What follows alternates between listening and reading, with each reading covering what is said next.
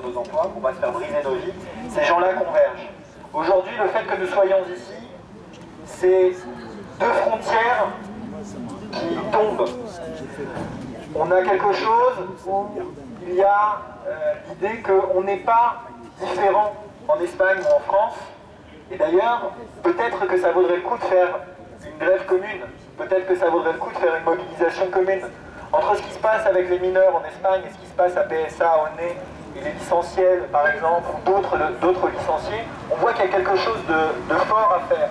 Peut-être qu'on pourrait imaginer une marche internationale, une marche européenne, des travailleurs en lutte. Et une autre barrière qui tombe, c'est pas seulement la barrière de la frontière, la barrière géographique, il y a une barrière entre les modes d'action. On n'oppose plus la grève, la lutte des travailleurs et la lutte pour la démocratie. Et là, on gagne quelque chose.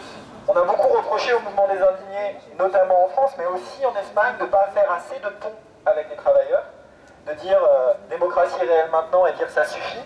Eh bien, on voit que clairement, la possibilité de toucher l'entièreté de la population, c'est aussi de toucher le prolétariat. C'est aussi de toucher les gens qui bossent. C'est aussi de toucher les gens qui n'ont pas la chance de bosser et de faire quelque chose ensemble.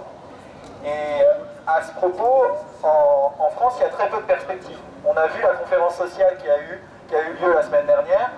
Ça n'a quasiment rien donné. Les chômeurs et les précaires n'ont pas été reçus, ou en tout cas pas dans le même paquet. Il y a également le fait que les travailleurs n'ont rien obtenu. Et la mobilisation contre la conférence sociale ou pour faire des propositions, la mobilisation dans la rue, on sait bien que c'est l'été, mais a été extrêmement faible. Il y a eu une cinquantaine de personnes des associations de chômeurs, plus une dizaine d'indignés, et ils se sont retrouvés à quelque chose comme une trentaine devant la conférence sociale, donc c'est assez faible. Aujourd'hui, là, la mobilisation, c'est un peu pareil, on n'est pas très nombreux, c'est pas grave, hein, ce qui compte, c'est le symbole, mais de là, qu'est-ce qu'on construit? De là, où est-ce qu'on va? Et on a des propositions. On a lancé notamment à l'initiative de quelques indignés une coordination travailleurs et précaires en Ile-de-France pour joindre les associations de chômeurs, pour joindre les associations de collectifs de licenciés. Et on invite notamment les forces sociales et politiques qui sont ici, mais aussi les individus, parce qu'on ne veut pas faire un collectif d'organisation, on veut faire un collectif tout court avec les gens qui veulent venir.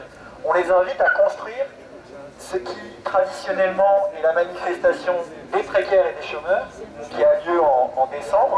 Et bien cette manifestation, on propose, et on a proposé, le MNCP est d'accord et d'autres sont d'accord, on propose que ce soit une manifestation qui compte aussi les collectifs de licenciés, qui compte aussi les gens qui sont contre la souffrance au travail dans la fonction publique. Et si on arrive à faire la jonction, on peut peut-être faire en sorte que ce 1er décembre soit très fort. Et il y a d'autres moments à soutenir.